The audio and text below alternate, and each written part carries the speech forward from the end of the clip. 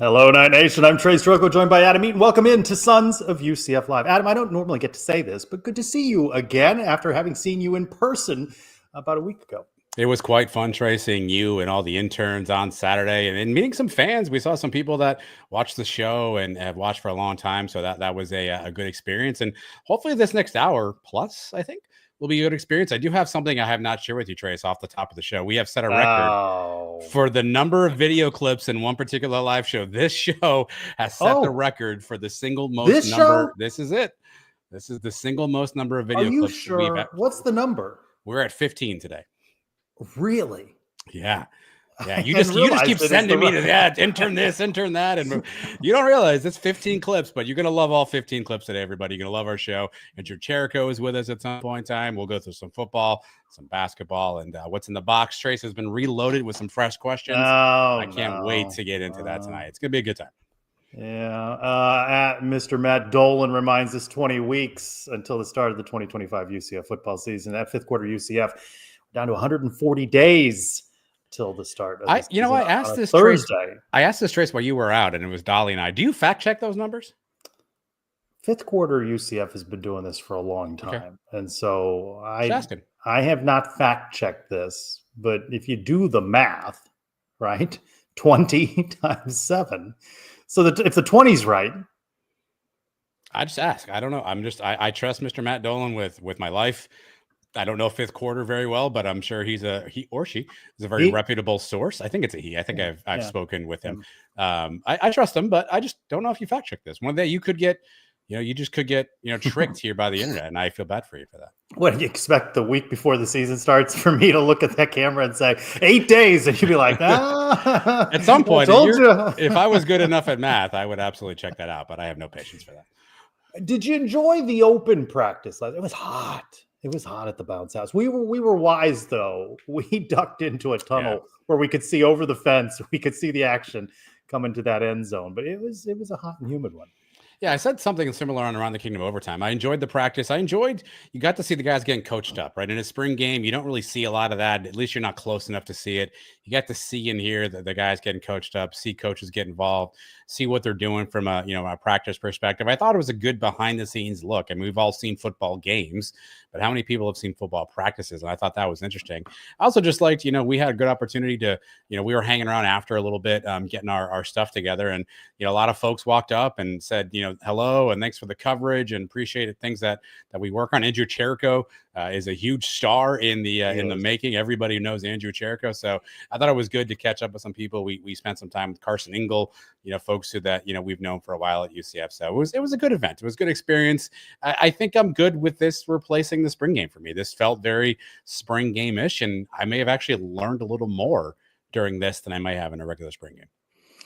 Yeah, we learned that there were several quarterbacks battling for that top job. But as the portal turns, as it nears to opening again, really the big story of the week is that the UCF quarterback room is down one quarterback.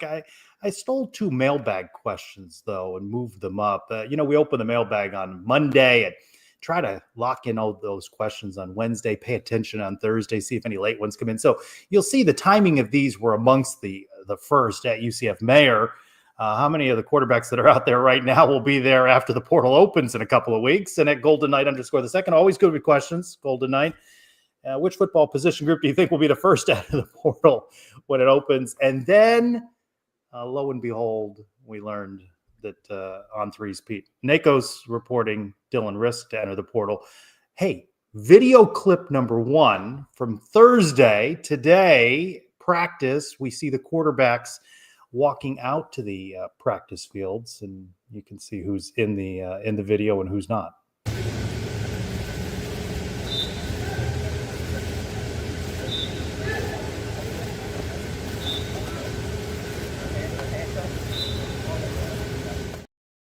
Of course, that's Taven Jackson, Jakari Brown, Cam Fancher, and Brock Hansel, the walk-on. He's been there forever. And no Dylan Risk. Yeah, I mean, The reality with this stuff, Trace, is nothing is surprising anymore, nor should it be to us, that these things happen. It's a bit of a bummer, right? Like, I think you think about Dylan Risk, and last year was just a complete, dumpster fire from start to finish, it seemed like. And he provided a bit of a spark towards the end of the season, a nice win against Arizona, who obviously wasn't very good, but still a nice win. Played okay in spurts at Arizona State. Played hard, played tough. Sounded like he always was out there trying, committed to UCF again with the coaching change. And so always hate to see somebody, decide to leave UCF. But, in this day and age, it just kind of is what it is. You hope he has something, maybe figured out from his perspective. The problem is we'll never know what prompted this change. Maybe we'll know in a couple of days if there's a signing or something on those lines. But, you just have to tip your cap and thank the kid for what he did here. It's a bummer. Again, I thought he represented UCF really well, but clearly, I guess, do you read into this like I do? So the announcing early, and then the essentially stopping practice, that leads me to think he's got something else lined up, right? Like, doesn't want to risk injury, doesn't want to risk something happening, has something else maybe in mind, maybe a location better for him, an offense better for him. Leads me to think that he may have something in his mind versus waiting till spring is over, getting all the reps you can, and then saying, okay, I got to move on. So perhaps that's the tell here, but we'll know in a couple of days, I suppose, when Pete Nakos then tweets out the committed graphic at some point. But again, bummer. Seemed like a really good kid. And one of those tough situations where with the coaching change, sometimes, stuff like this unfortunately happens. Yeah, an open practice Friday night under the lights in the bounce house. So it'll be about a week, Saturday to Saturday, before we hear from head coach Scott Frost again. So that'll be the first opportunity to ask about the portal opening and Dylan Risk. We speculated and talked about this topic on this week's Around the Kingdom and overtime. Do they indicate to these guys where they are in the pecking order? They don't want to lose guys to the portal, or sometimes they do want a guy to enter the portal, right? Depending on the sport and the situation. You wonder how all of that went down. We also talked about, does the player know? You saw it, Dylan Risk. It didn't have the best practice last Saturday. Got picked, but that's not uncommon. It happens to all of them at this point in spring practice. But did somebody have a conversation with him? Mackenzie Milton sort of indicated, don't want to go into the portal if you don't have to. So you just wonder how all that conversation went down with Dylan Risk. Yeah, we may never know. Honestly, that's the reality. We may never know fully what happened. I'd like to think that. Maybe I'm naive in this moment. I'd like to think that if Dylan Risk went to one of his coaches and asked for honest feedback and honest assessment of his performance, I'd like to hope that the coach at UCF would tell him that honest feedback. Whether or not Dylan likes that feedback or agrees with it is a whole nother story. I'd like to hope that they would give him that honest feedback. But, we may never know. I guess we'll find out here pretty quickly, if he signs with another program, relatively quickly and he's already got a commitment. Maybe, something was thinking, in the works prior to this. And so we may never really know. And that's kind of this day and age, unfortunately, is there's so many factors that go into the decision. We may never really know the answer here, but I'd like to hope that it's amicable on all sides. Hopefully Dylan finds the home that he's looking for. And now UCF, Trace has a question, right? Now you've got 3 scholarship quarterbacks. Are you set? Mackenzie famously said in his press availability, if we lose one, we're going to replace it. So is UCF now in the portal market for another scholarship quarterback? Yeah, you just said we may never know. What we do know is what Nick Williams put together as sort of a timeline over the last week and a look back at Dylan Risk's tenure with the Knights. I'm Nick Williams reporting for the Sons of UCF. Do you remember this? Yeah, it's been a great competition. All 4. This has been the greatest quarterback room I've been in since I've been in college. We all are really, really talented. We compete every single day. We make each other better. So I love this quarterback room. We're all really, really good. We're all really, really close. So it's going well, yeah. Crazy what a difference of only 1 week can make. On3 reporter Pete Nakos dropped the news on Wednesday that UCF quarterback Dylan Risk plan on entering into the transfer portal. This was Risk only 1 week ago, sounding upbeat in his first media availability of the spring practice. It's been overall really, really great. Coach Cooper's been really, really good. It's his birthday today, so I hope we had a good practice to make him happy. So, it's all going really, really well. Risk started in 4 games for the Knights during the 2024 season, including the 56-12 victory over Arizona in the space game, where Risk had 20 completions and 25 attempts, as well as 294 yards and 3 touchdowns. He also had a Hail Mary to Randy Pittman Jr. right before halftime in a game that he said he'll never forget. Arizona was, probably remember that for the rest of my life, and that was a great game. Space U game starting, that was awesome. We gave them good whoopings, I would say that. But from here to now, I've definitely grown as a football player. Obviously, adapting to this new staff, adapting to new players, and because the transfer portal is crazy nowadays, so adapting to 40 new players it's tough. But definitely just going day by day, learning everyone, learning how people react to certain things. That has definitely been a growth in my field. So. Riss spoke on how he had to adapt to the Knights' new roster going into this offseason, and he'll have to adapt again wherever he may land. UCF head coach Scott Frost also has to adapt to a new roster, and on Saturday he spoke about how he was looking for toughness out on the practice field, but he just wasn't seeing enough. There's some good and some bad. Kind of any spring ball is like that. We're installing a lot of new stuff and throwing a lot of the guys too, so there's mistakes. The biggest thing I was looking for is who was going to show up, be ready to go and fight and be tough. And we got a lot of that on that team. On this team, I don't think we have enough. And so we're going to keep pushing them and helping them understand the expectations we have. And we got a long way to go. Did the coaches see enough from Dylan Risk to have him emerge as a starter? Well, Risk himself doesn't seem to think so, as he plans to take a new opportunity elsewhere. During UCF spring camp, we were able to see him with some underthrows, some overthrows, and some picks, but these were all expected from quarterbacks early in spring. Now this leaves a quarterback room with Taven Jackson, Ja'Curry Brown, FAU transfer Cam Fancher, and walk-on quarterback Brock Hansel. All quarterbacks that quarterbacks coach Mackenzie Milton is excited to work with during the offseason, but this transfer may have cost Coach KZ a late-night phone friend. Yeah, I think he's getting more comfortable with high progressions and things like that. He asks good questions. He's smart. There's one guy that'll call me at 10 at night asking questions, and I appreciate him about that, except for when I'm trying to rock my babies to sleep. But the quarterback battle is back in action this Friday evening at 6 p.m. inside of the Bounce House for the Knights' second open spring practice. For the Sons of UCF, I'm Nick Williams with your UCF quarterback update. Risk. Good job by Nick Williams putting it all together. A week ago, Adam, 1 week ago, all of those sound bites. Again, college athletics is moving fast, right? This is 2025. People are making decisions. Things are happening. Things are changing. And look, that leads you to think that something must have changed in somebody's thinking in that 7-day period. You hope it wasn't one practice that sort of pushed this into one spot. You got to assume it's something maybe more behind the scenes. But all we can do this day and age, Trace, is just tip your cap, wish the player well on his or her next endeavor, and move forward with what we have. We have a question coming up in the mailbag about how do you compartmentalize rooting for your school and players and people leaving, and this is just a prime example of something we're going to have to deal with. And again, I think Dylan's been a great representative for UCF, and I'm sure he'll be a great representative wherever he ends up. If the Dylan Risk legacy is that Arizona game, it was a pretty good game, right? 20-25, that Hail Mary moment, a space game win, one of the few highlights in a 4-8 season. And that's a positive memory I think we'll all have of Dylan Risk and his tenure at UCF. It's funny. I'm listening to Nick's recap. He said the name Randy Pittman Jr., which I hadn't thought of that name in a long time. It just kind of goes to show you if transfers come and go and new people kind of walk in, all of a sudden you forget stuff. And Randy Pittman was a super talented, I'm sure still is, a super talented tight end, the one that we did not want to lose. I hadn't thought of his name until Nick said it in that clip. So maybe that's kind of the answer that we all kind of deal with is you're here, we support you, we appreciate you, you move on, and you kind of move on, and we kind of move to what's next. And I mean, I hope Randy Pittman does well. I hope Dylan Risk does well, but there's somebody that's going to come in at some point and replace that. And 6 months from now, 6 weeks from now, 6 hours from now, maybe that name isn't something that's on top of our mind anymore.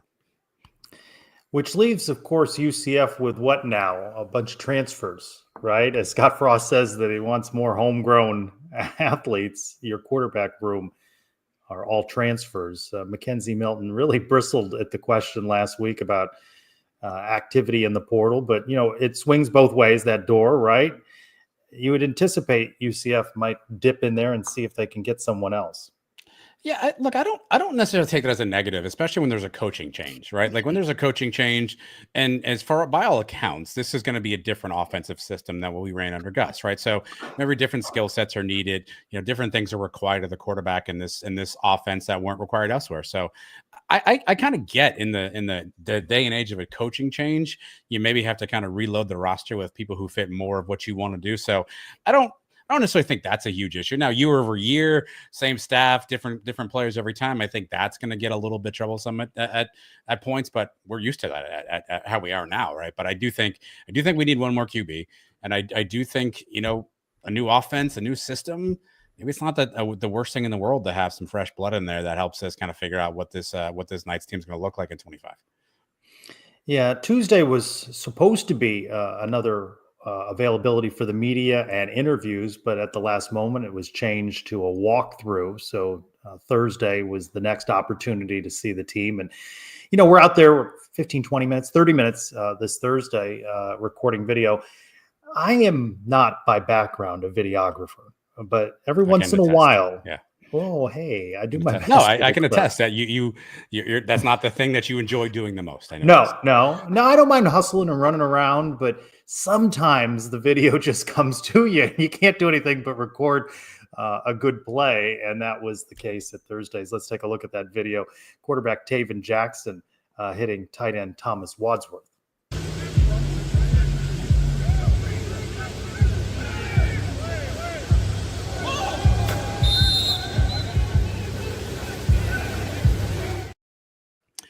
The one-hand grab. All right, right now, if I set the number 5.5, number of catches for Thomas Wadsworth on the year, you taking the over or the under?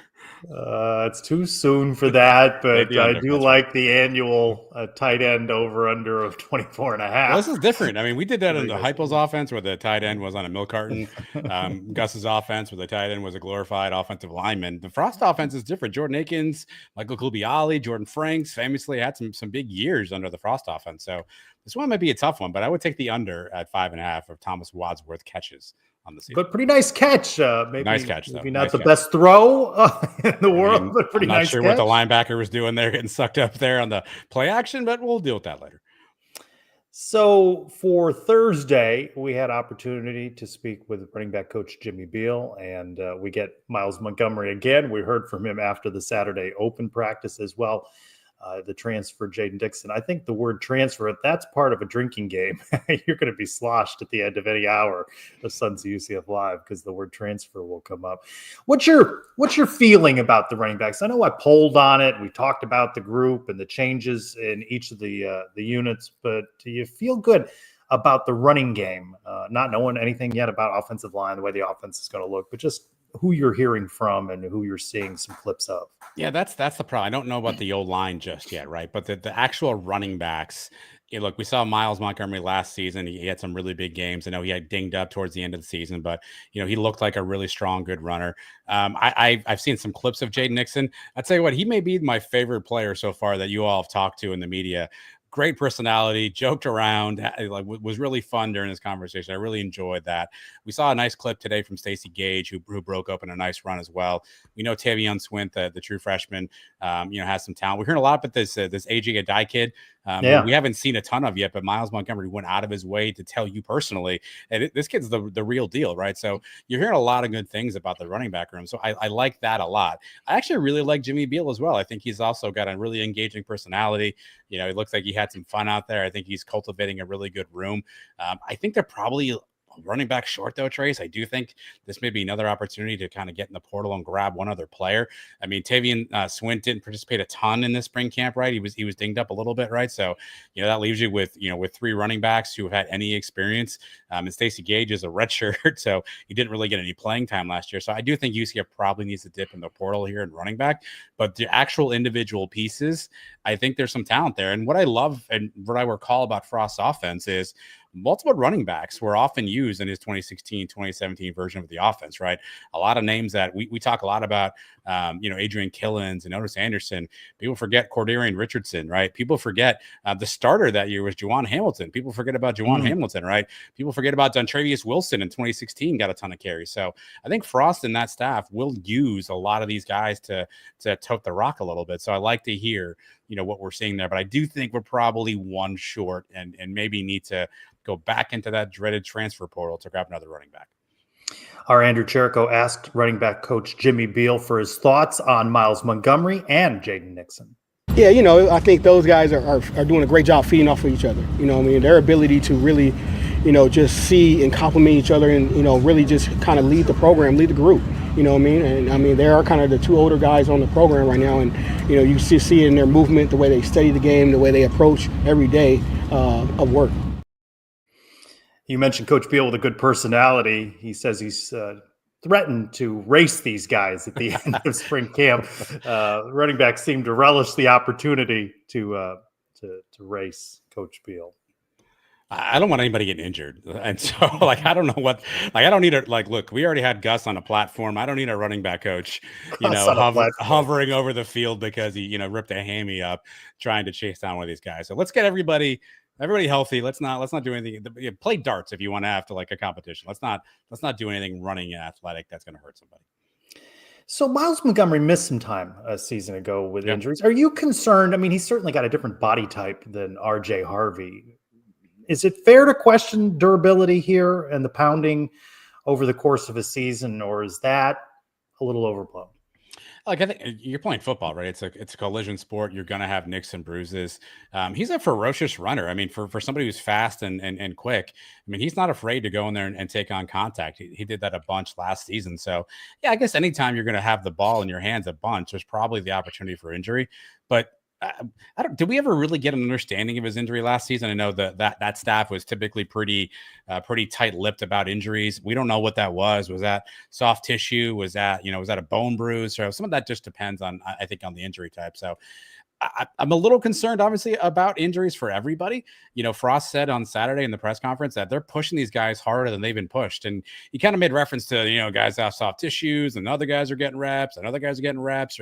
And he's made more than one point about we're pushing these guys. We're practicing these guys hard. So, yeah, I'm a little concerned about guys getting nicked up and dinged up. But that's where you hope the depth behind people is able to sort of keep things fresh. And maybe you don't need to do a Gus where you give the ball to one person 28 times a game. Maybe it's 10 for Miles, it's 8 for Jaden Nixon, it's 6 for Stacey Gate. Maybe you have a little bit of that, that spreading around where you keep some guys fresh that way they don't burn out by the end of the season. And you mentioned some of the guys from the Frost tenure the first time. That was the case then too, right? I mean, it wasn't a guy with 28 carries. No. They spread the all around, and maybe it was 10 carries, but there was never. Yeah, there was never a bell cow, right? There was never a guy that, that actually was interesting. I mean, if you remember that 2017 season, the late Otis Anderson kind of came on late in the season, right? True freshman, all of a sudden got some playing time. We heard about Adrian Killens. We forget about Cordarian Richardson, a 4-star recruit at the time. We were really excited about him, thought he'd get some touches. I think Taj McGowan was a freshman then, and all of a sudden out of nowhere came Otis Anderson, right? So I do think Frost and that staff will play the players that are most capable of playing, and I think they'll spread that around. I don't think you're going to see a guy getting 20-plus touches in the running back room. Well, Miles spoke about how head coach Scott Frost has thrown a lot at him during this spring camp. I like the way he got us to be able to understand things quicker, right? Because his whole thing was he's going to throw everything at us, and he understands that it's not going to be perfect. But the whole thing around that is he wants us to be familiar with everything. So by the time we get to fall camp, we're not starting from ground zero, because we're not. We're going to pick up right where we left off, and that's what the best teams do. I really enjoyed talking with Miles. He's very direct, answers your questions, and I like hearing from him.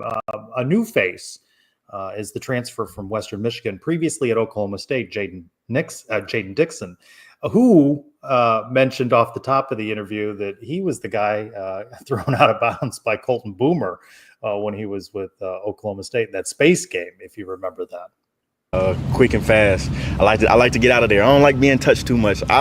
But one thing I will say, people don't know, I will, like run you over too. I like to lower my shoulder. I like to make contact. Last year against Ohio State, I had a big hit in that game. So I like to run, but I also like to hit somebody too. I used to play defense, so that's a little defense in me. So Jaden Nixon, not Dixon. Kind of worked. I like that. I like that kid. Right? Here he is talking about his style of play. I like to see how he's going to complement. I liked him a lot. He was really interesting. He was exciting. He had some fun there. He was smiling the entire time. I think really engaged with the assembled media there today too. So I really liked hearing from him. And that's been, I know people, rag on us for talking just about media and availability, whatnot, but this is a great chance to get to know these guys, because here's the reality, Trace. You keep saying the buzzword, so everybody drink right now. Transfer. We don't know a lot of these kids. We haven't seen them play. We only see some highlight clips and some stuff on social media. So it's been fun getting to hear their stories a little bit, get to know their personalities. And I think Jaden Nixon is one that, I'm curious to see kind of how he fits with this roster, how he fits with his team. He's got the pedigree from Oklahoma State. How does he help this running back room? I think it'll be interesting to see. Yeah, we've got clips right now of the the availability of practice on the Sons of UCF. You have more clips? Twitter account. No. Okay. The clips from the practice as well as the soundbite clips. And Andrew Cherico and Nick Williams are putting together their wrap of the camp practice day from Thursday. A couple of the back in it. A couple of quick things, Trace. I do want to mention our good friend JC Morning was at practice today, and a couple of observations that he's thrown in the chat here. Huddles at UCF, which was not something you saw a lot of at under the Gus regime. He talked about the O-line being huge, the O-line, kind of playing big. Another JC Morning account, quarterbacks under center, which is not something you saw a ton, but we've seen some snaps of quarterbacks under center. So, it's starting to get obvious to kind of see some of the differences between what this offense might look like under Coach Scott Frost and Steve Cooper versus what we saw under the Gus Malzahn era. Yeah, you mentioned O-line there. That's what the focus is in the media availability following the Friday night practice in the bounce house under the lights. Sean Clark, the O-line coach, and we're expecting a couple of offensive linemen to speak as well. Curious to see if that's Paul Rubelt again, who has already spoken to the media, or perhaps get some different folks in front of the cameras. You, of course, can check out all of the camp reports on the Suns YouTube channel, and you're writing about it as well. You're kind of summarizing everything. A new edition of the newsletter is out. Yeah, I took a crack at, it's funny. My lead to this was we've seen more than we've seen in the past 3 or 4 seasons, yet somehow we know less, which is interesting, right? We've seen more. You feel like you know less? I don't know who's going to start. I don't know who the names on this roster are, right? Can you name the 5 starting offensive linemen? Typically, we would kind of know some of these things just based off what we saw the year prior. So you know a little less in terms of depth chart, and we don't really know what this offense is going to look like. I mean, Frost has been rather cagey about what this system will be. So I do feel like we know less in terms of what we're going to see in the field. But I do think there's a couple of key points to me. Well, number one, Frost has not, I don't think, Tracy, you've been around him, I think, pretty much every availability. Has he said the word championship or title in any of his press conferences yet that you can recall? No, and that's a staple of like new coach coming in. We're going to compete. We're going to win titles around here. He's downplaying expectations, right? Like, we played a clip earlier where it was like, some good, some bad. 2, you can definitely see it feels honest. It doesn't feel like coach speak. It does not. It does not. I think the staff is going out of their way not to highlight any one particular player and just focus on the collective of what they're seeing, which was the third point I made, and something that we talked about around the kingdom is just rebuilding this culture. And the word he used is the culture needed some cultivation. And so I do think you're seeing a lot of that. So I think it's interesting the way they've approached this spring. Again, we've seen more, but somehow I think we know less about what we're actually going to see on the field. Remind folks how they can subscribe to the newsletter, please. Yeah, go to our Twitter account. Trace and I now sharing. We've officially moved in together. We're now sharing. How does that feel, by the way? Here's what's funny. I go in there sometimes, and I'm like, I see like people like commenting on something, and I'm like, did I retweet that? And then I'm like, that's Trace. And so I have to calibrate myself. You are a serial retweeter.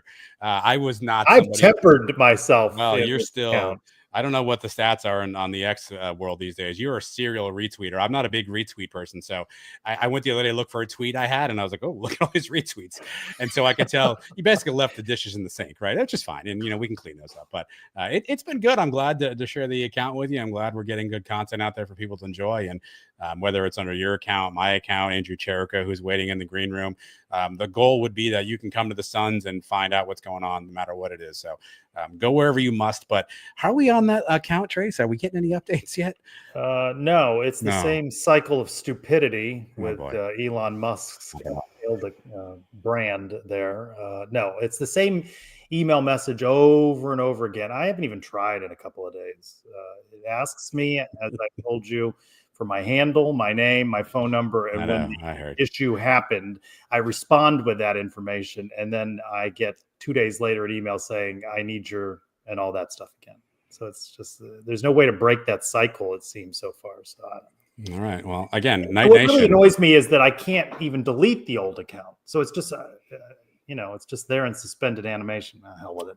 Night Nation, we're going to need somebody to hack in here. Like, we've got some smart people that go to UCF, right? Like, we can't find anybody to get in there and do some magic. Yeah, and I'm disoriented in the Suns account. People I don't know, golf things I don't understand. Masters today. Justin Rose, you don't follow a lot of people. Like I followed a lot of people. So if somebody followed me, I followed them back. I see people follow the Suns. A lot of people annoy me. Yeah, a lot of people annoy me. Justin Rose, get out of my life, by the way. I don't need you minus 7. Get out of my life, Justin Rose. Get Scheffler back in there. Rory had a terrible, terrible down stretch in the final 3. It's just you're going to make me more educated about golf by osmosis. You're welcome. So let's put a bow now that we transitioned from football to a bow on the basketball season. The Knights gave it a run in the crown. All season long, Andrew Cherico has been covering men's basketball along with Dwayne Jones out there at the arena. Let's bring in Andrew now, the real star of absolutely unbelievable. Yeah. He is Andrew Cherico. Knights gave it their all, Andrew, into that crown final against Nebraska, but they jumped out to that lead in the second half, could not hold on, and end up crown runner-ups for whatever that's worth. Yeah, the Knights jumped out to a 14-0 run in the second half of that game, but could not complete it. A very, I would say, worn out and injured Darius Johnson also left the downfall of that game as well. But in the bigger picture of the season, the Knights, when they went and announced they were going to the Crown Tournament, I don't even think there was expectations of getting past the second round. So beating Villanova, reaching Nebraska, and ultimately losing a close game, I would say that was a fun run in the Crown. You agree, Adam? Was it a fun run for you? I was pleasantly surprised at the basketball, to Andrew's point. When we went in the Crown, I was like, what are we doing here? Everybody went in the portal. I think I said around the kingdom, like, let's just pull the plug on this. This is just a waste of our time. What are we doing? Trace, you and I joked off air about, well, we have to watch one game and we're free after that. And all of a sudden they started winning some games and playing some inspired basketball. And Darius Johnson was putting the team on his back. And it became a nice little, surprising, a sports opportunity for me. I wasn't expecting to be watching games late in the week, and all of a sudden I was like, all right, UCF's playing, right? So it was a nice little distraction from what was otherwise a boring sports week, and a pleasant surprise because I did not have them beating Oregon State. So I enjoyed watching them play and watching them fight a little bit. And look, there's something about rooting for an underdog, right? Like, it was clear that this UCF team, they were playing 8 guys, right? They weren't even bothering to get, Holsway and Pooh off the bench, and they were just playing 8 guys and still playing their hearts out, and DJ was playing well. So it was a fun little trip for the couple days it lasted. Andrew, no Keyshawn Hall. Of course, he's taken big bucks to go to Auburn, but to Adam's point, they played inspired without him. Yes, no Keyshawn Hall, no Mikey Williams, no JJ Taylor, and a plethora of guys to play, but the team almost felt, I would say, rejuvenated when they went into the tournament. It was guys who wanted to put their best effort on the court, guys who were 100% bought in. And Johnny Dawkins talked about that.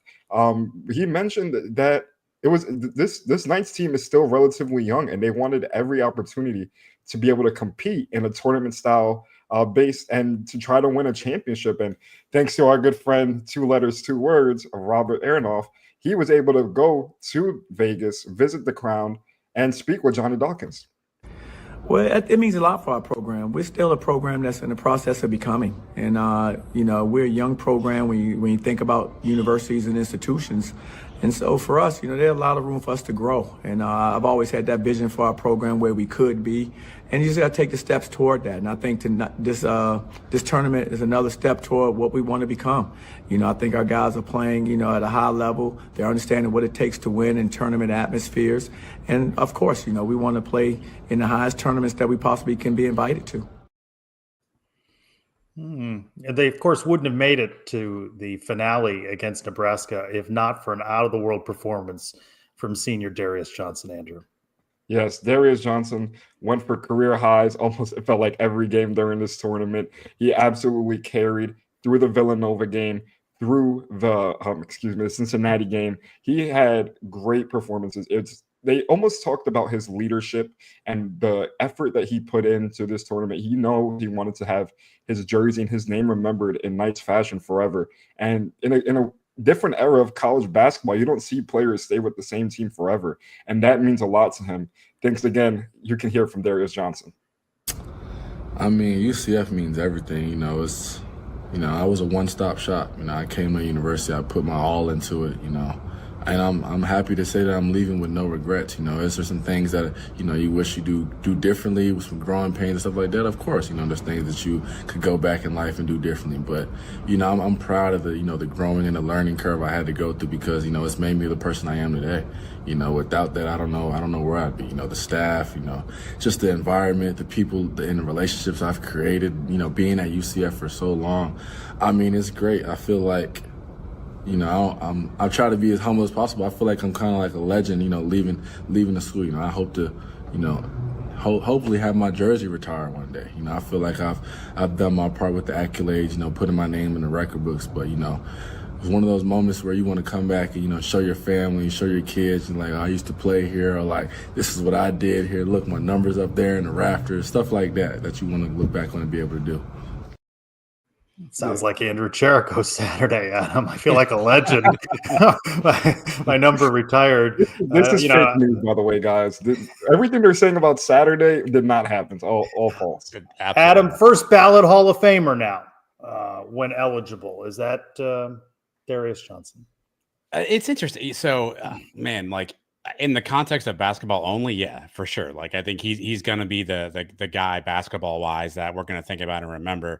I don't know how it works when you combine all the other sports and all the other players, right? But I think in terms of basketball, the next basketball player to get in is probably Darius Johnson. When that is, if that's first ballot, I think all that depends on the other machinations there. But if there's a UCF basketball player getting in the Hall of Fame, the next one's got to be Darius Johnson. Mount Rushmore. Maybe BJ Taylor, but after BJ Taylor, give me Darius Johnson. Does he make Mount Rushmore? Mount Rushmore. I mean, here's the problem. I got to go back to the Bo Clark era when he was playing against plumbers and electricians and scored 70 points. So I don't know how to do that, right? Because Bo Clark obviously was a stud back in the day. 70 points, right? There was no 3-point line back in those days, Andrew Jericho, by the way. So fun fact for you kids who were only born 10 years ago, no 3-point line. That wasn't around all the time, right? So that's a lot of buckets. Mount Rushmore. Yeah, right now I'll put him on Mount Rushmore because I can't think of anybody else. So I'll go Mount Rushmore for DJ. I mean, after the 42-point performance against Villanova in overtime, let alone his entire career, what he showed, the effort that he provided, I would say there's no doubt that you can't put that in the Hall of Fame, especially if, I hope so, first ballot. Also key to the run here for the Knights in the Crown was Jordan Ivy Curry, Andrew. Absolutely. Jordan Ivy Curry, who is currently pending to come back to UCF. Which is very confusing, right? We don't fully understand how he's got yet another year of eligibility, right? There's an appeal to the NCAA somewhere involved in this. It's all a gray area right now. The appealing process of men's basketball is different than football. I think we've seen players like previous Knights player Antoine Jones. He received almost 6 to 7 years, and I'm not sure if he's still continuing after this. But basketball definitely has been more lenient, being able to play more seasons in college basketball. I'm talking about Jordan Ivy Curry, he had a special run in this tournament as well because he was one of the leaders looked upon during this team where a lot of the veterans left. You had Keyshawn Hall go, you had JJ Taylor, you had those guys leaving. You had younger players on the team who had to step up into the roles like Nils and Tyler Hendricks. The brothers get me confused sometimes.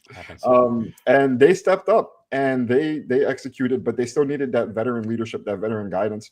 And Jordan Ivy Curry is a guy who wants to come back and he wants to be sure that he knows that UCF means a lot to him. I see when I think of UCF, just grit, getting the job done, working hard, sacrifices. Coach Dog make a lot of sacrifices for us. When I first got here, just working hard. Like it's probably the most intense program I ever been in, as far as skill development, strength and conditioning, getting stronger, getting faster, and I just love everything about UCF for sure. I want to thank Robert Aronoff again, 2 letters, 2 words on the Twitter, for being out in Vegas and capturing the sound and being there over the weekend. When you look back on this season, Andrew, what will your memory be? The memory would be, unfortunately, sometimes the bad outweighs the good. And it was that 7-game losing streak in February. You wonder, through that time, especially ending of January, this team looked like a team that was on the bubble for the March Madness tournament. And that 7-game losing streak, even if they won 3 or 4 of those games, they would have been right in it towards the end of the season. But that killed the momentum and it hurt a lot. But the Crown Tournament, while still controversial, if liked or disliked, or should there be banners, it was still another venue of competition. We know plenty of players were in the portal. It was half of the teams. It was the teams that didn't make the tournament plus half of their players that ended up transferring. So it was definitely not the high. I would say definitely competition, but not the highest level like this team could have reached if they made the NCAA tournament. Adam, what's your memory going to be? Did the Knights salvage the season with the run in the Crown? No, I will say, to me, I'll think of this team as probably one of the most talented individual teams we've seen, with individual talented players that just couldn't put it together from a team perspective, right? Some of the best talent we've seen from an individual player perspective that, for whatever reason, wasn't able to gel, wasn't able to put together from a team standpoint. And ultimately, I think, to Andrew's point, we're set up to have maybe a run to get towards the tournament, and the bottom fell out for whatever reason. So talented team that I think underachieved when the season was on the line and when it all mattered the most. Will the biggest what if be, what if Jalen Sellers had been healthy and played? Might there have been a different outcome? Jalen Sellers was, if able to play the season, would have been at least a 10-point per game score. He would have been a starter and a defensive leader on the team. I definitely not sure if the exact outcome would have changed, but that 7-game losing streak likely wouldn't have happened with Jalen Sellers on the team. If you recall back to the losing streak, it was plenty of losses within 10 points.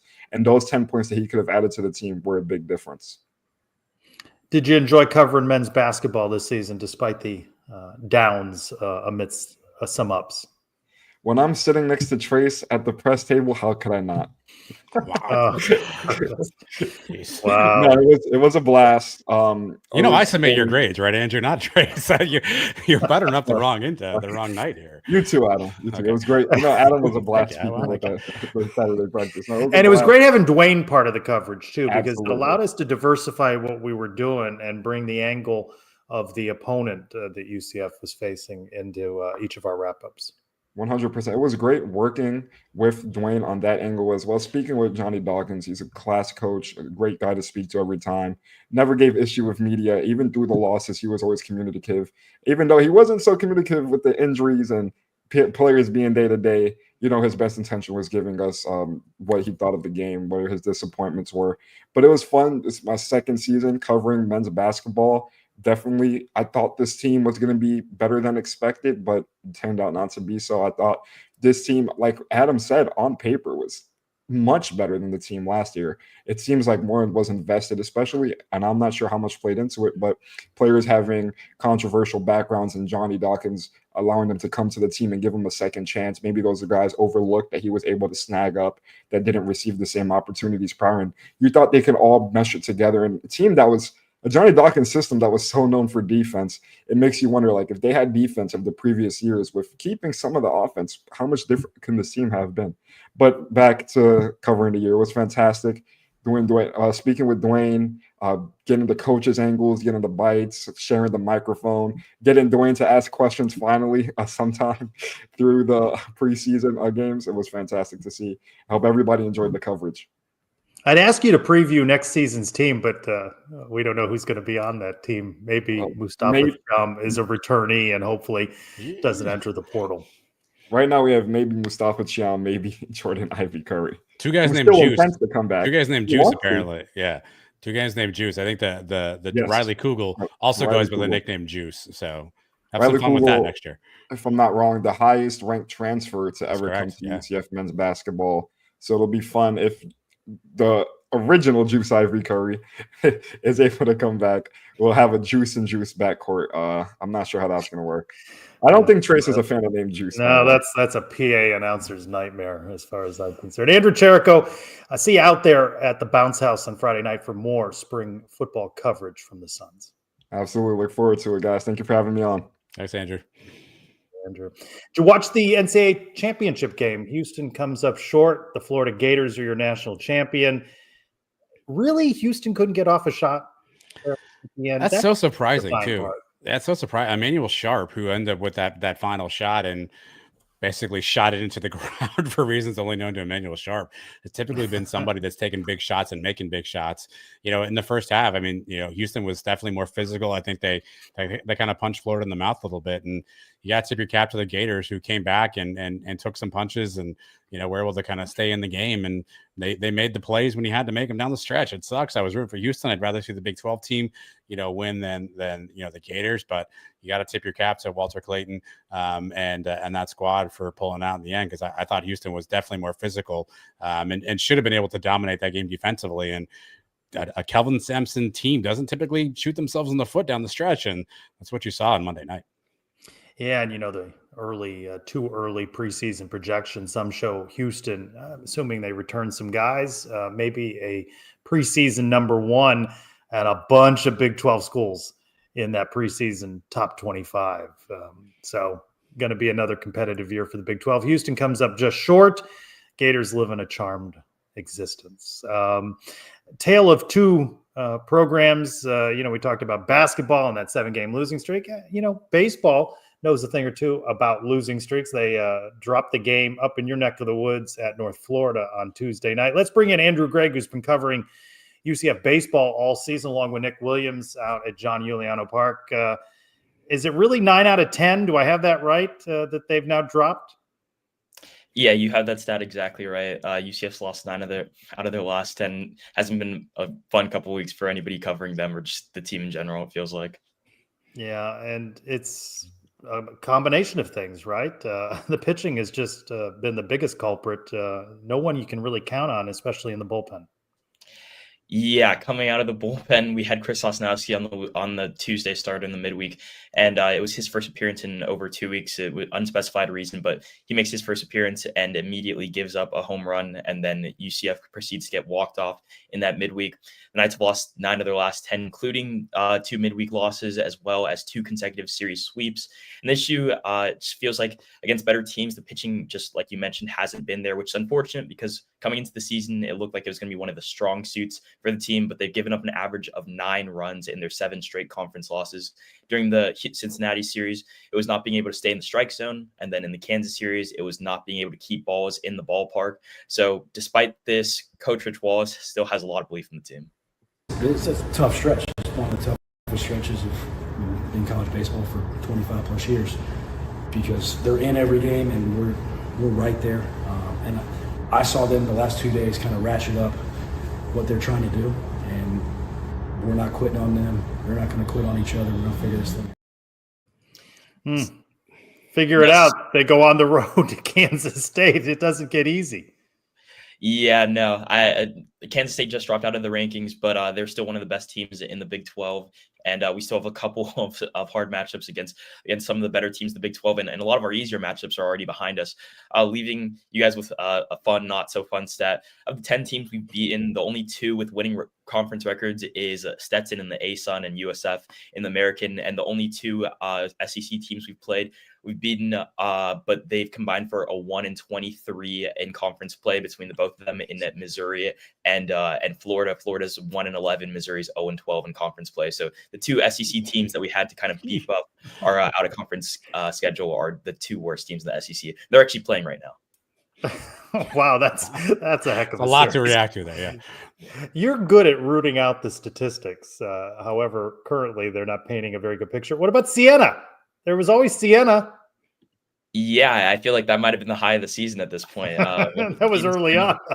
Beating Siena by 16 runs was, I just, every single time I'd ask you, do I keep on even recording these? It feels like homer after homer. And that's actually been UCF's like biggest struggle as of recently. They play a lot of small ball and can get on base, but those homers have just been lacking, especially in conference play, which is unfortunate. And especially after those series against Siena and Bryant, you think that the team can get it rolling. But it looks like even the Florida wins, when they were 7th in the nation, aren't anything to scoff at, because I mean, they're 1-11 in conference play. And I understand that the SEC is the toughest conference in baseball, but you'd like to think that that a good SEC team would be able to maybe at least stay at 500, not 10 games below it. UCF 3-9 in conference play. Weekend at Kansas State. They'll approach the midway point in the Big 12 schedule. Andrew Gray, thank you so much for being with us on Sons of UCF Live, and we'll see you out at the ballpark next weekend. Have a good one, guys. Go Knights. Charge on. Bottom falling out for baseball, Adam. Ooh, yeah. I mean, like, one of the things that I enjoy the most is when Andrew or Nick sends me the post game clips. Just how crankier Rich Wallace is getting at each successive post game press conference. It's got to be frustrating. You can see the frustration in his voice, and I think Andrew hit the nail on the head. It seems like it's just whack-a-mole. Like, it's always something, right? It's pitching. Okay, that's okay. Then you can't hit. All right, then it's defense. Right? It just seems like it's always something with this team right now, and they just you just need to find a way to string a couple wins together. But man, they're running out of time. There's a lot of time in baseball. I get it. There's a lot of games, but at some point you're running out of time. You've got to start figuring out, can you put a couple of things together and string this back forward and get a bit of momentum?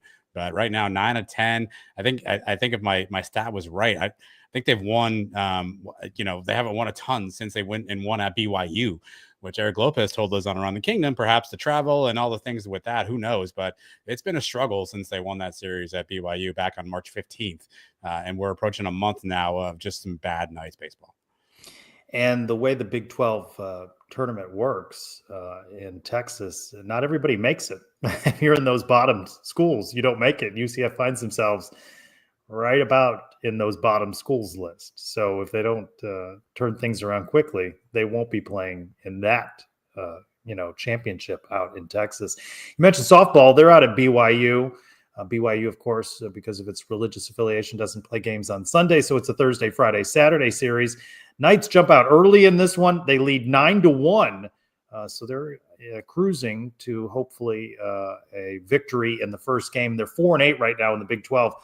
Really, most impressive is the bats have broken out in this one and have scored 9 runs through 5 innings. All right, my favorite segment. I know what you think it's that what's in the box, but it's really who said it between Bailey or Christian. I think I like it, especially because of the read and the way you give the read. All right, well, here we go. This week's Who Said It on the Pegasus Podcast, available now, by the way, on your favorite podcast players and the Sons UCF YouTube channel. Here's the quote. I like the crown. Big crown guy. That's the whole quote? I like the crown. Big crown guy. Have you've seen the clip? Are you channeling? Was that the way it was enunciated? I like the crown. Big crown guy. No, this is me in my own, interpretive, dramatic read of the message I get from Christian. I'm doing pretty good in this. I got a 50-50 shot. I'm going to go Bailey. Bailey on that one. Yeah, I thought the crown logo was really cool. Very cool. Very cool logo. I like the crown. Big crown guy. Yeah. Unbelievable. Unbelievable. I thought that was you tricked me. I thought it was Christian. I thought the way the clip started that it was going to be Christian. I thought it was tailor-made. That just, as I read it, I hear Christian's voice as I read that quote. And yet, unbelievable. You're a savant at this game. I don't even know. Yeah. Good for you. I don't know if you can put this on a resume or put this on your LinkedIn profile, but just undefeated at Who Said It from the Pegasus Podcast needs to be one of your banners. Yeah. Our Twitter. Pegasus podcast where they recap the open practice that both Bailey and Christian attended from last week. It's a good read. If you were not there, you get a sense of what they saw and their perspectives, as you do from our various shows throughout the week on the Sons of UCF. You can find the Pegasus podcast, as you said, on the YouTube channel. All right, some news and notes. Hi, I'm Brandon Adams, number 31, and let's go around the kingdom. Where do you think he goes? I was reading Dane Brugler's update on The Athletic. If you're not an Athletic subscriber, it's actually really good. He goes through a bunch of different players. He has Adams kind of in the late round, maybe an undrafted free agent kind of mix there. So, 6'7", somewhere in that ballpark, probably for Brandon Adams. I think if you can take a chance on a long, lanky corner like Brandon Adams here for an NFL team, stash him on your practice squad, it probably pays off. So give me early 7 for Brandon Adams. UCF football head coach Scott Frost and his family donating $500,000 to the newly launched Competitive Success Fund. So that was some news from this week. Late news Thursday, Simon Plum no longer with the Kingdom, taking another position. So what remains of the Kingdom, right? It's being absorbed into this, and he won't be a part of it. So completely going in a new direction in that area. Yeah, it's funny. I think, at some point there's just so much going on with NIL, with the House settlement conversations. There's a big hearing this week, and the judge asked for some changes. So there's just a lot of moving parts. And this is literally something where you get up at 8 a.m. and you read something, and by 8 p.m. it's different. And so it's just tough as a fan, as someone who covers this, to stay up to speed with everything that's changing with that too. And so who knows where this all leads, Trace? I mean, there's a lot of people who think the momentum on the House being approved will happen, but stranger things have happened if it's not approved. I mean, I think it's just one of those where keep refreshing your Twitter as it goes. But, tip of the cap to Simon, obviously, and before that, SJ Tui and all the folks who helped to put the Kingdom together. We understand the process of doing that kind of out of nowhere could not have been easy. And we know that there's some tangible results from the Kingdom folks. So, tip of the cap to Simon as he moves on, and those who came before him that stood the Kingdom up for us. And hopefully whatever the new iteration is, or whenever that's decided by whoever that's decided by, UCF will continue to have some success there. Baseball, softball have had their struggles, but not rowing. 15th now, ranked nationally. Men's tennis, 18th. Women's tennis, 20th. Don't sleep on those programs, all ranked in the top 20. Welcome back, Eric Lopez, who was on assignment a week ago on Around the Kingdom. We had Christian Simmons fill in, but Elo was back this week as we talked about cultivating the culture amongst other topics. Sounds like deja vu all over again, doesn't it, Trace? Wasn't that kind of the similar talk back in the fall of 2016, and where Scott took over for a winless team and they were looking for a culture change? And he wasn't wrong, though. And right? He wasn't, and he may not be wrong again here, although it's always interesting that this always comes up after a losing season. But yeah, I mean, I don't think I'm not surprised by that. I mean, when you go 4-8, things went wrong, Trace. So yeah, I could definitely see that. When you have players leaving during the season, perhaps was a sign of what Scott Frost is alluding to, wouldn't you say? I love that line. When you go 4-8, things went wrong. I did some research. Turns out he's absolutely right. That's 1,000% correct. Yep. 100% right. ATK right now on Suns YouTube. All right. It is mailbag time. So it's a mailbag. So what? So what? Do you know whose mailbag that is? It's that time again. Time to open the Brian W. Peterson Sons of UCF mailbag. Soon it'll be time for Brian to resurface as the tax season comes to a crescendo here. It will. Before we had a late question in the chat, Trace, I'd like to throw up here first. You're familiar that the Masters is going on. One of the traditions with the Masters is the winner from the previous year gets to plan and host a dinner from the previous winners and a menu of their choice. So Dolly asking, what would your Champions dinner menu consist of, Trace? What would you put on your Masters Champions dinner? Lasagna, which is my favorite dish. So it would be an Italian-themed meal, probably. Yeah, give me some fresh guac, some chimichurri steak tacos. I think would be in there for me. I don't know what the dessert. There's just an appetizer. There's a main course. There's a dessert. I'm a big pumpkin pie guy, but that doesn't go with chimichurri tacos and guacamole. So that wouldn't really. I don't think those are normally served together. No, that doesn't vibe well together at all. Good question. Hi, Dolly. At the JC Morning, is UCF the Vanderbilt of the Big 12? I don't think the academics are quite comparable yet. Vanderbilt carrying the SEC academically. Black and gold is similar. Vanderbilt's had a bit of a run. I mean, their football team had a nice little run there. Their basketball team made some noise. Baseball team is typically, not terrible. So I hope we're not the Vanderbilt. I think it's still a little too early. I get the reference of like, are we becoming the doorstep of the Big 12 after 2 seasons? And it's hard to argue that in certain metrics. I saw something today where you combine men's football, women's football, men's basketball, women's basketball. That UCF has, I think, the lowest winning percentage in the Big 12. So that doesn't feel good. But my hope is that it's 2 years in. Let's let this play out a little more time before I'm willing to put us in the Vanderbilt banishment category of college sports. At Black Gold _ seems UCF has lost its vibe in most sports, not rowing or men's and women's tennis. Ed, is the ascension out of mediocrity 100% resting on Scott Frost and his football team's shoulders? Did you get an email, by the way, from Terry Mahajer on the day of giving? I always get emails from Terry Mahajer. Trace, what are you talking about? Yes, I did. I pulled a section of that email. Is this a clip I'm supposed to have? Because I don't have No. Okay. Good. In part, Terry, or whoever drafted this, wrote, year 2 in the Big 12 has been one for the history books. Thanks to the unwavering commitment of Night Nation, from multiple top 25 rankings and NCAA postseason appearances to a 3.43 GPA. Yet our momentum is undeniable. We're just getting started. He's counting rowing and men's and women's tennis in his top 25, right? Do you feel that the momentum is undeniable? Are you feeling that? I'm not quite feeling that. Was there pressure on Scott Frost? As much as he's tempering expectations, does Ed have a point here that it's going to be up to football to turn the tide, right? Football is what drives things in the athletic department.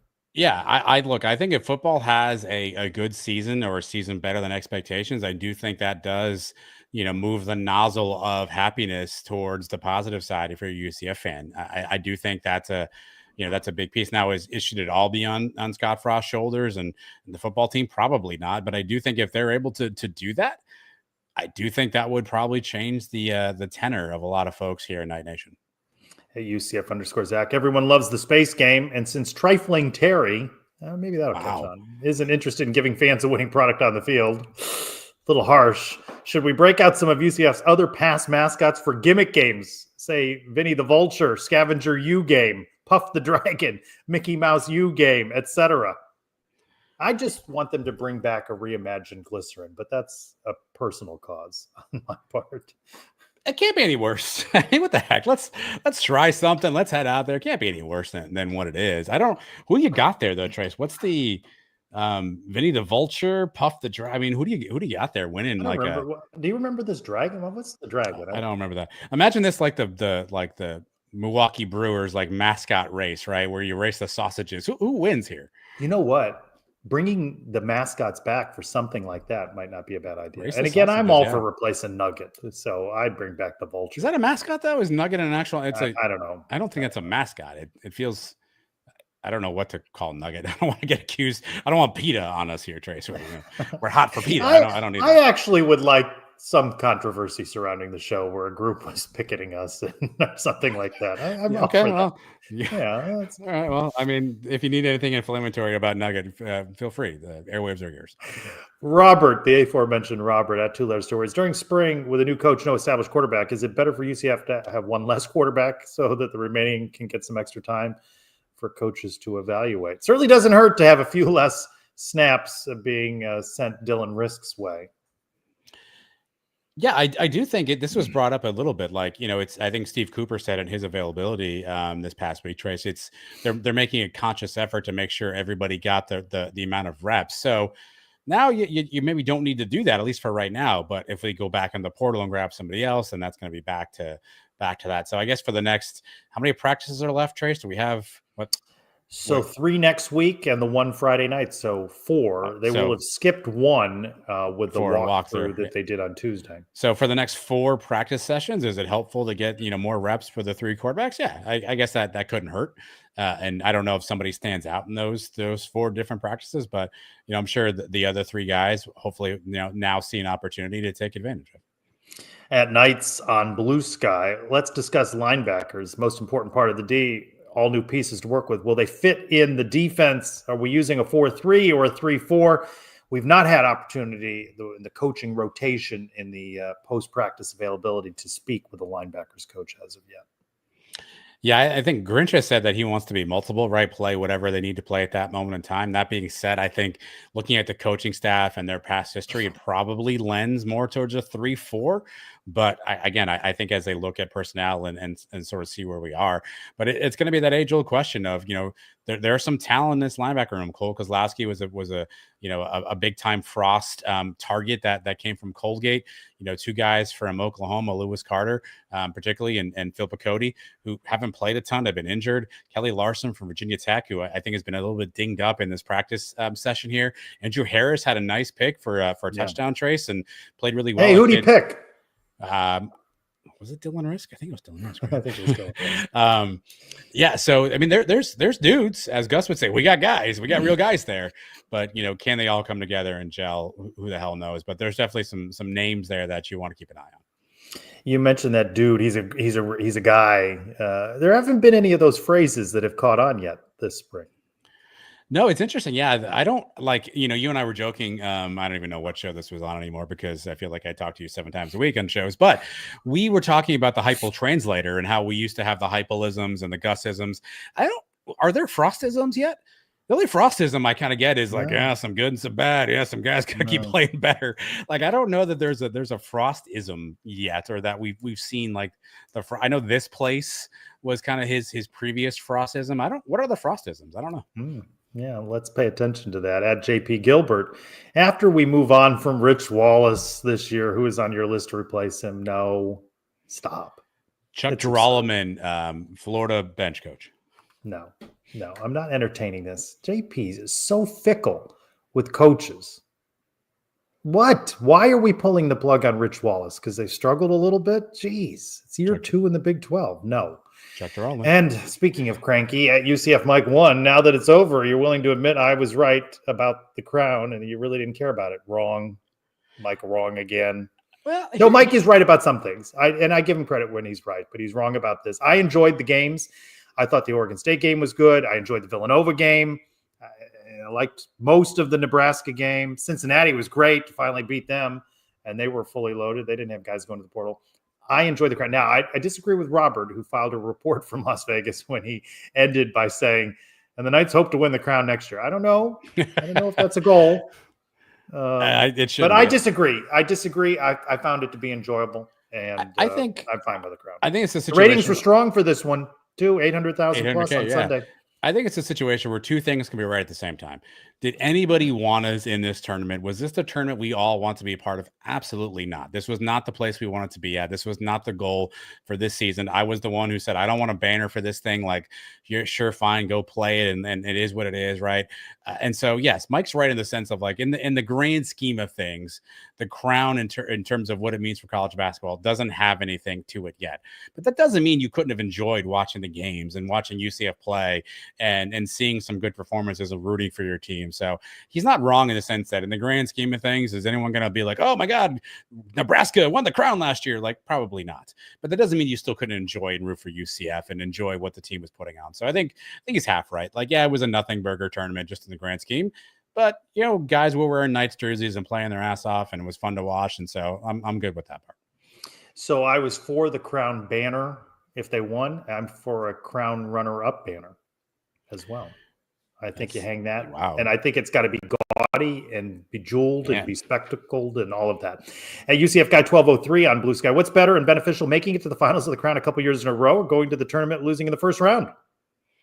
You want to right? You say that this was not the expectation. Let's dismiss the NIT as we're not the only ones dismissing the crown. NIT.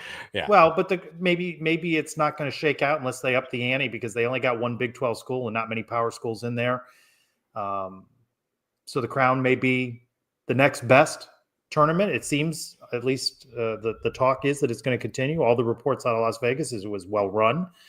I don't know how well attended it was. Nebraska fans seemed to enjoy themselves. A couple thousand people in there, and the TV ratings were respectable, at least for the final. So it's going to return. What about this point? You want to be one and done in the NCAA tournament on a Wednesday afternoon on True TV, or Yeah, I think I would, man. I'd rather us get to the big dance, to the varsity tournament, not the JV tournament, right? Even if that means you get bounced, I'd rather that accomplishment of saying we're cracking the surface of tournaments versus kind of settling. The thing we again, I appreciated UCF's effort in the Crown. How many teams turn down the Crown too? Like it isn't like this is, nobody turns down the NCAA tournament, right? There's some teams. West Virginia famously said, "Yeah, sorry, we can't go. We can't send anybody." So give me the tournament. Give me the big dance over a good run in what essentially is the JV tournament. Although, again, I applaud Fox for what they're doing, trying to fill the void of content. I do think the NIL stuff is interesting. I wonder how much that actually played a factor in some of the guys and how hard they played. And so great for Fox for thinking of something. I just don't want to be in it every year. I'd rather be in the big tournament than worrying about what seed in the Crown that I am. Because I've absorbed a lot more about golf now. What's the golf competition where they play for money? The Skins game? Is that Skins game? That's correct. Yeah. Didn't it feel like that? This Crown, where they kept, they didn't shy away from talking about the money on the broadcast. So maybe the recruiting, instead of it being 4 stars, 3 stars, maybe it just needs to be dollar signs. Maybe we just need to be out in the open. Gambling is sponsoring these things. That's an active part of sports competition. ESPN, NFL, it's out there. Let's just be open. And, you heard the running back today, talk about, not wanting to be a guy that plays here for dollars. Jaden talking about that, but right. Let's just get it all out in the open. Yeah, I'm for transparency. I'm like, just be who you are, own who you are, right? If you're here because you want to make money, that's fine. Like, that's how this system now works. Just be who you are, own who you are. We got a little flack on YouTube, Trace, for our conversation about Keyshawn Hall and some of the things about his, for whatever you think of the way Keyshawn sort of handled his departure from UCF. And I was one who's critical of, I didn't think he needed to take a swipe at Johnny Dawkins by calling Bruce Pearl the best coach in college basketball. I don't think that was necessary, but you have to applaud him for working his strategy, right? Every athlete who goes into a sport says, I'm going to go play on this team. I'm going to ball out and I'm going to go to the league, or I'm going to go get money. I'm going to go get the bag. You got to applaud Keyshawn Hall for doing that. He leveled up. He changed his body. He changed his conditioning.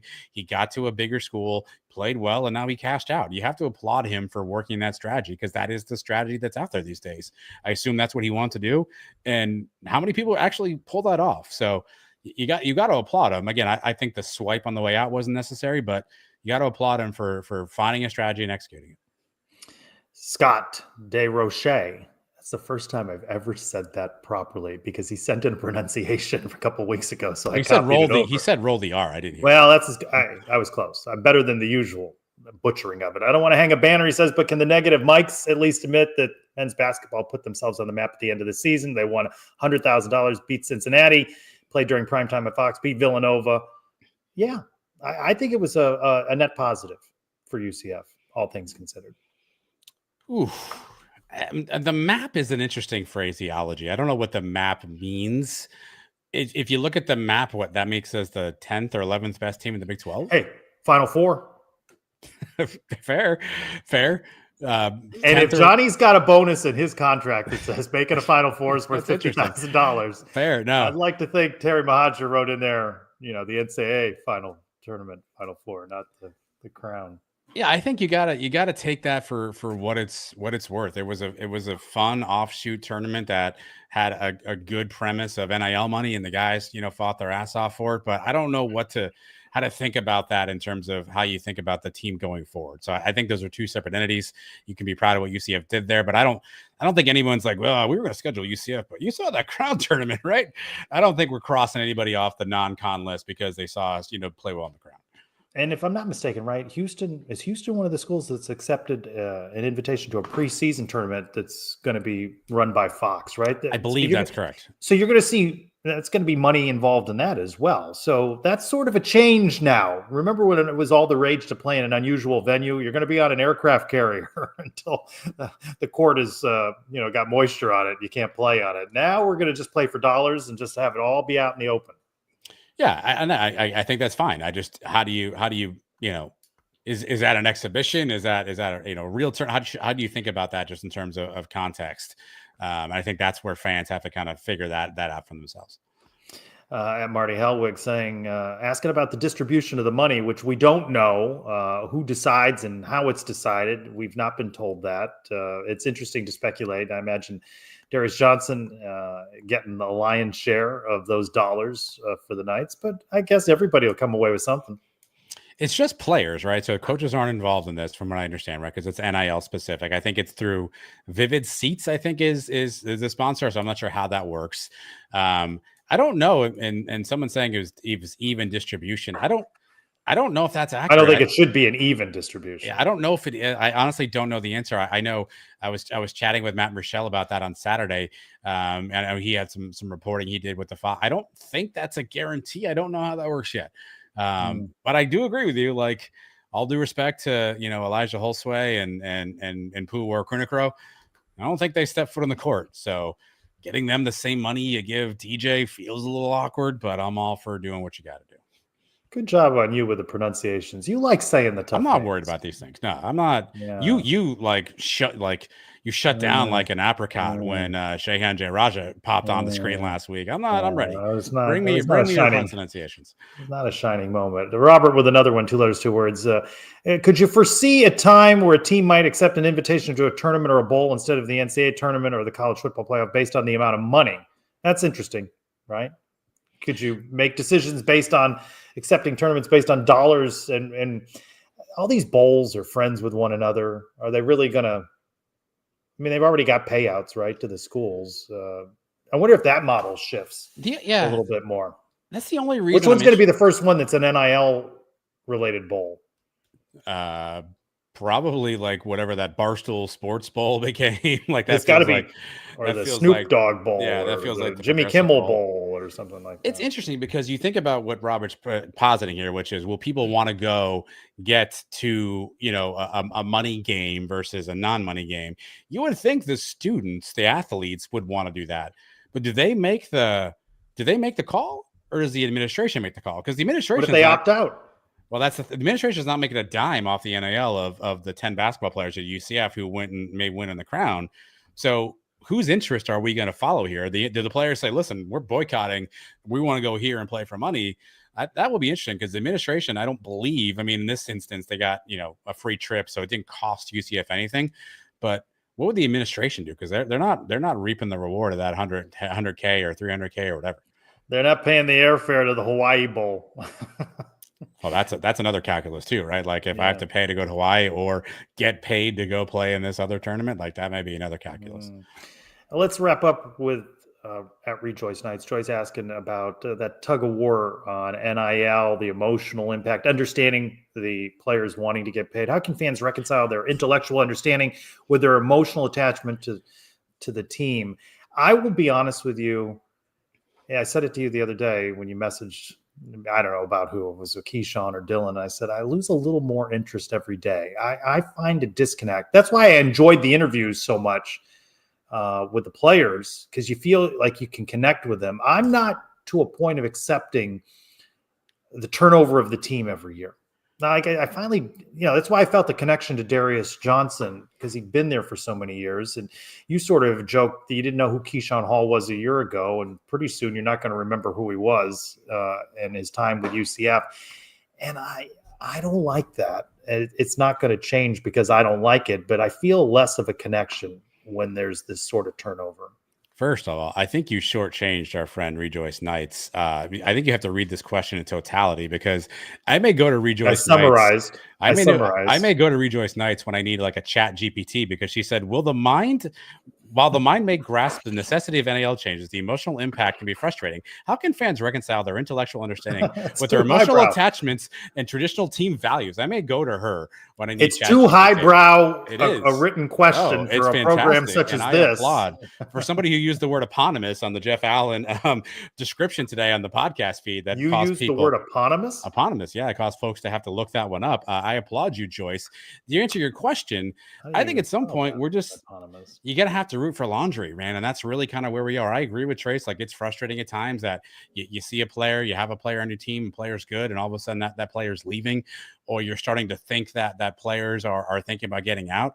And so that's frustrating for sure. And there are times where emotionally I want to react in a negative way. But the problem is it's not amateur anymore. It's a business. And this is what happens in a business structure. And so I think you just have to start, rooting for laundry, keep rooting for the guys and the gals wearing knights on that across their chest. And that should be your North Star. And if that's player A one year and player B the next year, it sucks that you don't get a chance to build that camaraderie with the teams. But it does make a guy like Darius and, maybe some other guys on the football team, Malachi Lawrence, Paul Rubel, RJ Harvey. It does make those folks a little bit more special. Jada Cody, Shannon Doherty for what they did in softball. It makes those folks a little bit more special because of what they mean to Night Nation. Eponymous of a person giving their name to something. The Jeff Allen Sports Talk. What was the context for this? I called Jeff Allen's video today from which we didn't play the clip from Jamie Say, by the way. I don't know if you want to get to that. Well, I wouldn't want to shortchange your having compiled 15 different clips. I apologize that didn't make the final rundown. So what was the context? The eponymous. How did you work that into it? I called YouTube. Yeah, I called Jeff Allen's sports talk. I said the eponymous show by Jeff Allen, because that means basically the show titled after him. The show Jeff does is titled Jeff Allen Sports Talk, and it's eponymous, and it's Jeff Allen, and there's no Big 12 Minute tonight. Jeff's busy, I assume. So a faux pas. There's a big word on my part for skipping over that when you messaged me that there would be what now? It's actually 2 words. Well, I mean, if you're gonna get this, if you're gonna do this, Trace, let's. Well, your degree is more recent than mine, and you're showcasing your vast intelligence. But Jamie Say, who's been a guest on Sons of UCF, sports director here in Orlando at WKMG, joined Jeff Allen, and they talked UCF sports, including head coach Johnny Dawkins. I'm always going to really like and appreciate Johnny Dawkins and respect him. Perhaps it is time for a change. You never know what the next person will be. I never, Johnny hasn't had losing seasons here at UCF. Transitioning to the Big 12, the SEC was the best basketball conference in the country this year, but I think the Big 12 was probably the second best. Yeah, I mean, I'm not one to say that a change should be made, but perhaps it will be time when Johnny's this year is over. However, I saw Johnny asking for money on UCF's Day of Giving, so I get the feeling. Well, I think you had to make 2 donations, one for Johnny and one for the guy holding the gun to his head, because Johnny did not look like he wanted to be any part of that video. He does not look comfortable in those canned videos. Jeff has loaned that interview talking to UCF Sports with Jamie Say, that as well on Sun's YouTube. All right. That is the mailbag segment. I ask you with great interest. Yeah. What's in the box? Well, I'm glad you asked, Trace. I'm glad you also can tell us a little bit more about Alumni Hall, 4100 North Alafaya Trail. They have all your UCF gear that you might need. Check them out online. Also, did you go when you were here? I did. You drove right to the stadium and you drove right out. Let's not talk about this. All right. These are fresh questions, and I'm really torn because there's some good ones in here. I went deep in the bag. There's some good ones in here. There's a couple that I really want to have pop out tonight, but I can't. I don't control this, Trace. This is a randomized process. You don't control it. You write them. This one's interesting. I debated this one whether or not this was. I'm keeping just a neutral face, and I'm going to answer very. I debated whether this one was even appropriate for the show. Why do you? Here's the question. Like that? When you shower. Oh, it's already off the rails. Do you face the water or turn your back to the water?